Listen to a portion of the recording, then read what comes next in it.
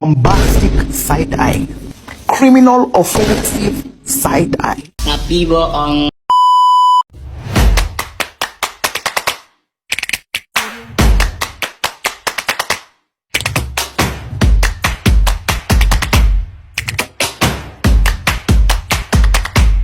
Are you down with it?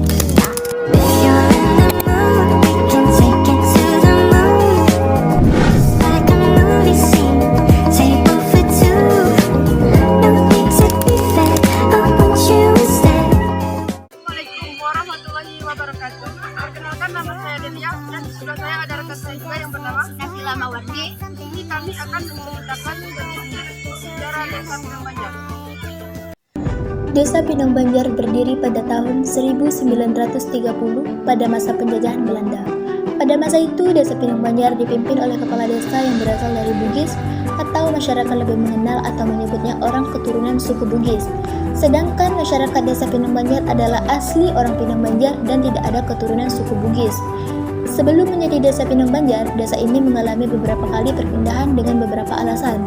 Desa pertama yang ditempati di seberang Tabak, sebutan masyarakat, namun hanya bertahan 1 tahun saja dikarenakan desa yang ditempati mengalami musibah secara berturut-turut, dari petani yang gagal panen hingga unggas yang diserang tungau, telur ayam yang tidak dapat menetes dengan baik. Perangkat desa masa itu memutuskan untuk mencari lokasi yang layak untuk dijadikan desa. Setelah melakukan musyawarah, perangkat desa setuju untuk pindah ke lokasi lain, yaitu salah satu tempat yang sekarang disebut dengan Desa Talangkuang, yang jaraknya sekitar 10 km dari desa sebelumnya ditempati, yang dibantu oleh pemimpin masa itu, yakni orang keturunan Bugis. Masyarakat mulai berbondong-bondong untuk pindah ke desa yang baru dengan berjalan kaki, karena pada masa itu belum ada kendaraan seperti mobil dan transportasi umum. Di desa yang baru, masyarakat hanya menempati desa yang kini disebut Talangkuang hanya bertahan beberapa tahun saja, dikarenakan desa memiliki masalah yang sama dengan desa yang sebelumnya. Masyarakat yang mayoritas petani mengalami banyak kerugian karena gagal panen dan unggas yang terkena tungau semacam penyakit kutu yang menyerang unggas. Karena tidak kunjung mendapatkan tempat yang ideal untuk dijadikan sebagai pemukiman, pada suatu malam, pemimpin desa bermimpi didatangi oleh sosok yang tidak ia kenali dan menyampaikan, agar mendapat desa yang strategis, naiklah ke atas pohon yang paling tinggi dan kamu akan menemukannya. Keesokan harinya, penasaran dengan mimpi yang dialami, pemimpin ini kemudian mencari pohon paling tinggi untuk membuktikan mimpinya. Setelah menemukan pohon paling tinggi, orang Bugis ini kemudian memanjat pohon hingga ke puncak. Sesampainya di puncak, melihat 2 pohon pinang besar dan tinggi, di mana di bawah 2 pohon itu terdapat lahan luas dan bersih, yang menurutnya sangat cocok untuk dijadikan sebagai desa.